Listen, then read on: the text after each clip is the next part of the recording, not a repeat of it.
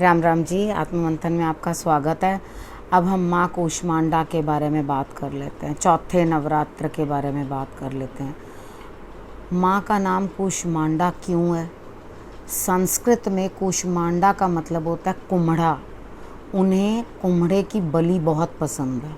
तो आपने क्या करना है, उस दिन यानी कि जो माँ कूष्मांडा की जिस दिन पूजा करनी है उस दिन उनको पूरा एक कद्दू जो है, पेठा जिसको कहते हैं, उसको लेकर के आपने माँ को अर्पण कर देना।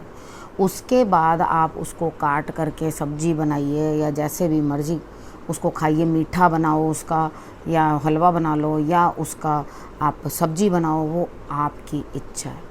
अब यहाँ पर माँ के स्वरूप के बारे में बात कर लेते हैं। सूर्य ग्रह जिनका भी वीक हो, ठीक है, उनको माँ की पूजा करनी चाहिए। माँ का जो स्वरूप है बड़ा कांतिमय है, ठीक है। उनकी हंसी से जो है वो अंड यानी कि ब्रह्मांड, ठीक है, उसकी उत्पत्ति हुई थी। उससे पहले सब जगह सन्नाटा था, कुछ भी नहीं था, ठीक है। सिर्फ माँ ने जो हंस के देखा, हंसा माँ ने, खिलखिला के माँ हंसी, तो ब्रह्मांड उत्पन्न हो गया, ठीक है। तो माँ का जो स्वरूप है वो अष्टभुजी स्वरूप है। 8 भुजाएं हैं माँ की। उसमें धनुष, बाण, गदा जिसे गुर्ज कहते हैं, ठीक है, चक्र, उसके बाद एक भरा हुआ अमृत का भरा हुआ कलश, एक हाथ में जपमाला, ठीक है। ये सारी चीज़ें, कमल का फूल, ये सब माँ के हाथों के अंदर जो है हैं। 8 भुजाओं में है। सिंह की सवारी है और अपना जो है ना, किसी के साथ compete करने का, खुद के लिए हैं वो। यानी कि वो खुद ही इतनी ज़्यादा ऊर्जावान है, उनकी इतनी ऊर्जा है, कोई भी सूर्य लोक में नहीं रह सकता। माँ सूर्य लोक में रहती हैं, ठीक है। वो इतनी कांतिमय है कि अपना उनका किसी के साथ कोई कनेक्शन ही नहीं है। वो अपने आप में ही पूर्ण है, उनका कंपैरिजन किसी के साथ हो ही नहीं सकता, ठीक है। अब यहाँ पर सबसे बड़ी चीज़ क्या है, आपने इस दिन पहले तो सूर्य की दिक्कत है तो माँ की पूजा करनी है। अब आप सोचें कि बड़ी कठोर तपस्या करनी है माँ को प्रसन्न करने के लिए, तो ऐसा कुछ नहीं है। बड़ी सरलता से, थोड़ी सी ही पूजा से माँ जो है प्रसन्न हो जाती हैं।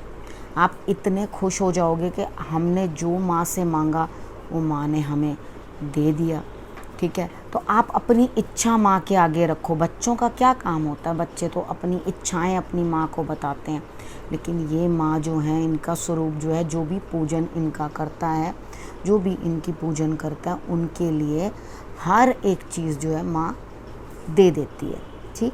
अब इसके बाद अनाहत चक्र, मेडिटेशन वाले स्टूडेंट्स, उनके लिए अब कितने भी उपाय कर लो, एक तो भाव से पूजा होनी चाहिए और दूसरा मतलब पता होना चाहिए कि नवरात्रों का मतलब क्या है। तो ये चक्रों को एक्टिवेट करने का टाइम है इस टाइम पे, तो उसको करना है। अब अनाहत चक्र को जो है आपने एक्टिव करना है। उसके बाद अपने अंदर मान सम्मान बढ़ने लगेगा आपका, आपके लिए जो है सब दरवाज़े खुलने लगेंगे। जो जो चीज़ें आप अपने मन से चाहते हैं कि हो जाएं, वो माँ आपकी पूर्ण करने लगेंगी, ठीक है।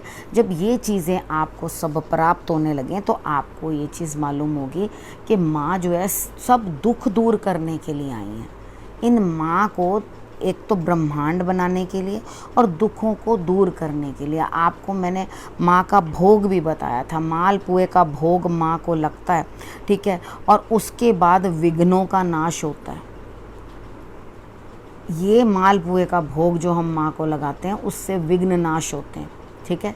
तो उनको मालपुआ बहुत पसंद है, वो आप बनाएं और उसका भोग जो है आप माँ को लगाएं, ठीक है। अब और क्या अर्पण कर सकते हैं माँ को आप? कूजा मिश्री होती है। नई जनरेशन को कूजा मिश्री मालूम नहीं है कि कूजा मिश्री क्या होती है, ठीक है। तो ये कूजा मिश्री इस तरह से दिए की तरह बनी होती है। आप जाओगे पंसारी से पूछ लेना कूजा मिश्री दे दो, तो वो कूजा मिश्री दे देंगे। आप माँ को भोग लगाने के बाद उस मिश्री को अपने घर में यूज़ कर सकते हैं, खा सकते हैं बड़े आराम से, ठीक है। अब आपको मैंने माँ के बारे में सभी कुछ बता दिया कि माँ का स्वरूप कैसा है, किस ग्रह से माँ का कनेक्शन है और माँ को क्या भोग लगना है, और माँ के बारे में आपको ये बता दिया कि माँ थोड़ी सी पूजा से भी, आपके थोड़े से प्रेम से भी प्रसन्न होने वाली है। इधर आपको बहुत हार्ड स्ट्रगल नहीं करनी है माँ को, आपको वो मतलब प्लीज़ करने में, ठीक है। तो यहाँ आपने क्या करना है कि आपने माँ को अच्छी तरह से खुश कर लेना है, पूजा करके, आराधना करके, और जो जो मैंने बोला है वो आपने माँ को ज़रूर अर्पण कर देना है, ठीक है। अब इस विषय को मैं यहीं समाप्त करती हूँ।